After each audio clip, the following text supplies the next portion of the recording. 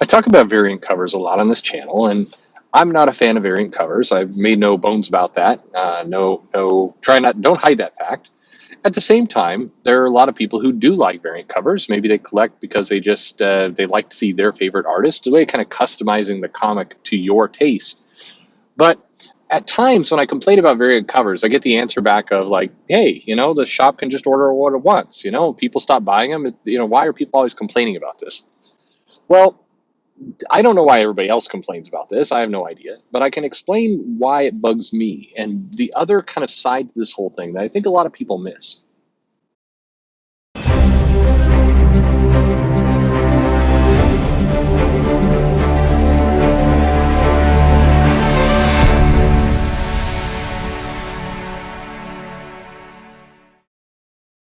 Hey, everybody, this is Perch. When I say I don't like variant covers, to be clear, it's not the idea of getting kind of a customized cover with some art by a certain artist. It's none of that. I'm not that guy. I don't inherently care, specifically for variant covers, if the artist on the variant cover is different from the interior artist. I do think, and I think it's a good practice, that the artist on the main cover is the same one as the artist in the interior. I think that's a good thing. We gave up that, right around 2004, I think is where it really started to tip over. It was pretty much the exception to the rule. There's always been cover artists and things are different, but I remember actually a pledge Marvel made in the early '90s that they would not use bait and switch by having a radically different cover artist in the interior. And there was actually a public pledge that Marvel put out they wouldn't do this, but that day is long since over now. Um, but it's the variant covers as a concept are fine. The part that I object to is what's happening behind the scenes. So, in case you didn't realize kind of how this works, shops, when they order comics, they don't, there's been some questions. So, I'm just trying to clear these up on the basics. Number one, no, the shop is not forced to order a variant cover, meaning Marvel doesn't say, hey, comic shop, if you want this comic at all, you're going to have to order five of this cover, five of this cover, five of this cover. That's not how it works. The comic shop can just order the comics, one cover single. They can do that all they want. In some cases, the variants come based on orders. So if the comic shop says, I don't care about any of this variant cover stuff, but I'm ordering, 30 copies of this comic, and Marvel has set up a program where for every 15 covers you order, you get two special covers, or you have one cover for every 15. So in that scenario, if the comic shop orders 30 covers, they're not really caring at all about what's going on with the variants. They're going to receive 28 regular titles and two variants. And by the way, at times that's irritated comic shops because the variant cover sometimes is crap. And so they get this thing that they don't really want, and the collectors are just not into it. And so they really want the main cover, and that's just kind of annoying. That's a thing. That's a problem. Um, but in general, what is happening is that to qualify for the comic, you have to order a certain volume. Like, to get this super rare kind of Art Adams, you're gonna have to order 1,000 copies to get this one copy. This one variant. And what Marvel has learned to do, and everybody, I don't mean to pick on what the publishers have learned to do, is that they will often market the super rare variant to the collectors. They know that the collectors are looking at previews. They will put additional information, or they'll showcase the variant. They'll get it out. They'll issue previews of this art out to the Newsaramas and Bleeding Pools and others, and they will really push the idea that this is a copy that you want. And so what happens is that the collector, who is probably somebody who's coming into the store, has a pull box, is considered a whale, meaning somebody who's spending maybe $100 a month, will come in and say, "I want the Art Adams cover." Now the comic shop is kind of in a little bit of a bind there, because the comic shop can say, "Yeah, I'm not going to order 1,000 copies of the Eternals in order to get that one cover." And then they potentially lose that collector. Collector's like, all right, well, I'll go see if I can find it on Midtown. This is a conversation that goes around in comic shops all the time.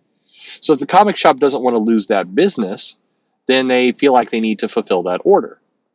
But the problem is, if the comic shop believes it can sell 500 copies of, say, the Eternals, but you've got a collector in there who really, really wants the comic, they sometimes feel pressured to order more copies of comics than they can sell in order to meet the needs of that loyal customer of theirs.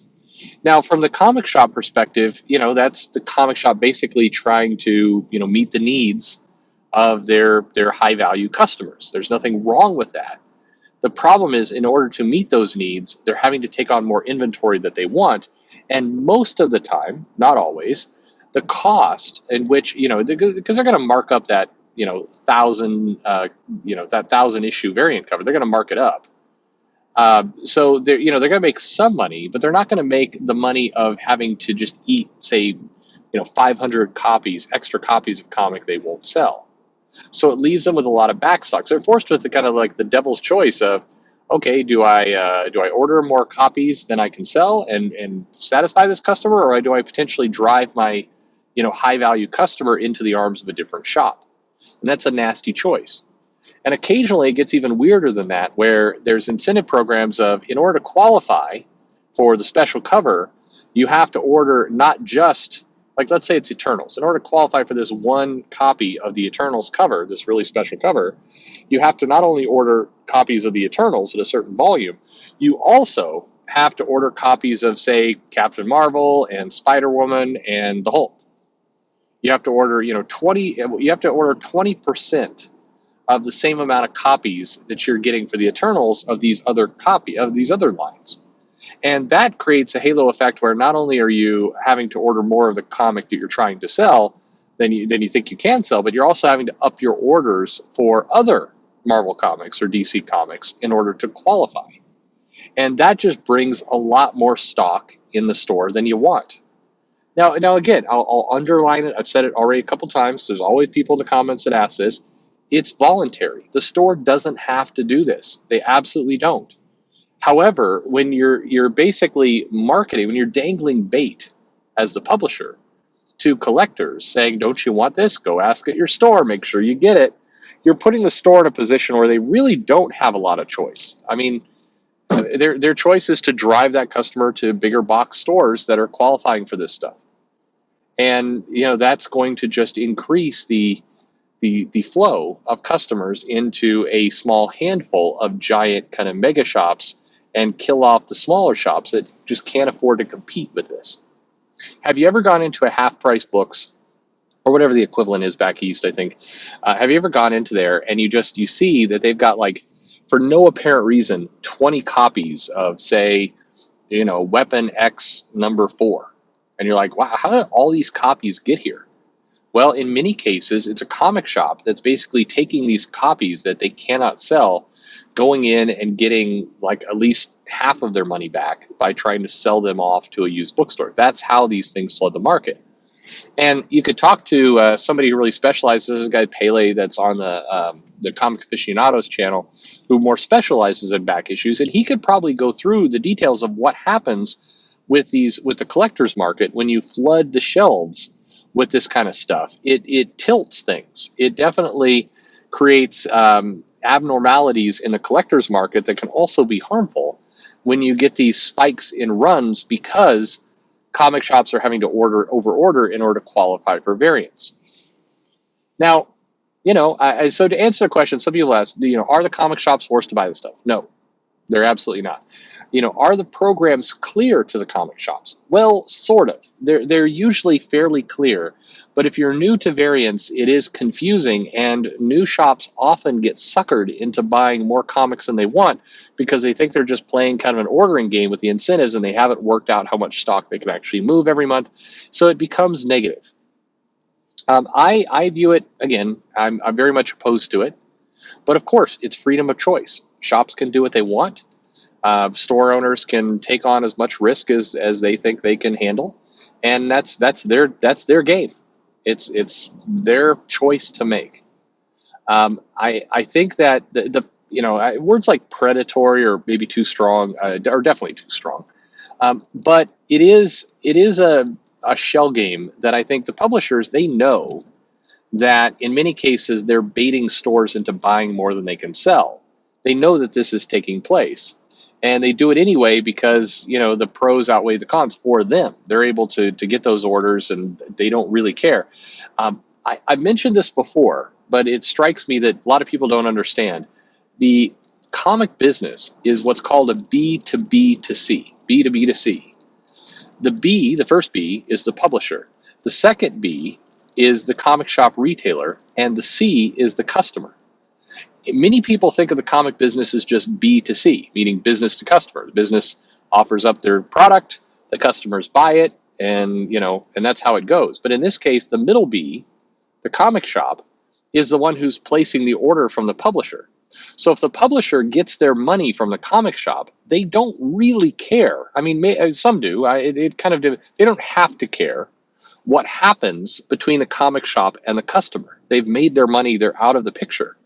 Now, smart businesses will care about what's happening in that chain, because if the middle B goes out of business, then suddenly they don't have any product to sell. Like, they don't have anybody who's got to buy their product because they're not set up to sell direct to consumer.